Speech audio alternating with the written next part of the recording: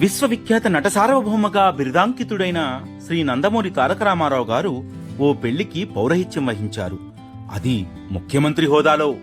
ఆయన వేద విద్యను అభ్యసించుకున్నా పెళ్లి మంత్రాలను అచ్చ తెలుగులో పఠించారు. వధూవరులతో ప్రమాణాలు చేయించారు. వైవాహిక ప్రాశస్త్యాన్ని జనరంజకంగా వివరిస్తూ వివాహతంతును అద్భుతంగా జరిపించారు. ఎన్టీఆర్ పురోహితుడిగా 37 ఏళ్ల కిందట నిర్వహించిన ఆ పెళ్లి వివరాలు తెలుసుకుందామా? ఎన్టీ రామారావుకు అత్యంత ఆత్మీయుడు ఉమ్మడి ప్రకాశం జిల్లా రావినూతల గ్రామానికి చెందినటువంటి శ్రీ ప్రముఖ కవి నాగభైరవ కోటేశ్వరరావు గారు. ఆయన బ్రహ్మర్షి విశ్వామిత్ర సినిమాకు మాటల రచయిత కూడా. నాగభైరవ గారి పట్ల ఆదరభావంతో ఆయన కుమారుడి వివాహానికి పౌరహిత్యం వహించేందుకు ఎన్టీ రామారావు అంగీకరించారు. అలా 1988 జూలై 7న ఒంగోలు వేదికగా జరిగిన నాగభైరవ వీరబాబు పద్మజల పెళ్లికి ఎన్టీఆర్ పురోహితుడిగా మారారు.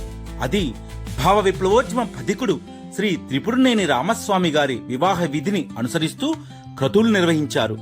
వధూవరులతో ప్రమాణాలు చేయించడం మొదలు తెలుగులో మంత్రాలను పఠిస్తూ జీలకర్ర బెల్లం ప్రాశస్త్యాన్ని, మంగళధారణ ప్రాధాన్యతను, ఇలా ఒక్కొక్క క్రియను పురోహిత రాముడు సోదాహారంగా వివరిస్తుంటే జనంతో కిక్కిరిసిన ఆ కళ్యాణ మండపంలో హర్షధ్వానాలు మిన్నంటాయని శ్రీ నాగభైరవ కోటేశ్వరరావు గారు తన నందమూరితో నా అనుభవాలు పుస్తకంలో రాసుకున్నారు కూడా.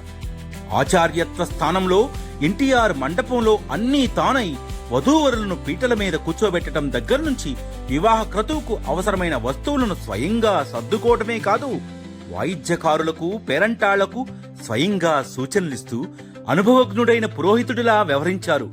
ముఖ్యమంత్రి హోదాలో ఎన్టీఆర్ చేతుల మీదుగా జరిగిన ఈ పెళ్లి ఆనాడు తెలుగునాట చర్చాంశనీయమైంది.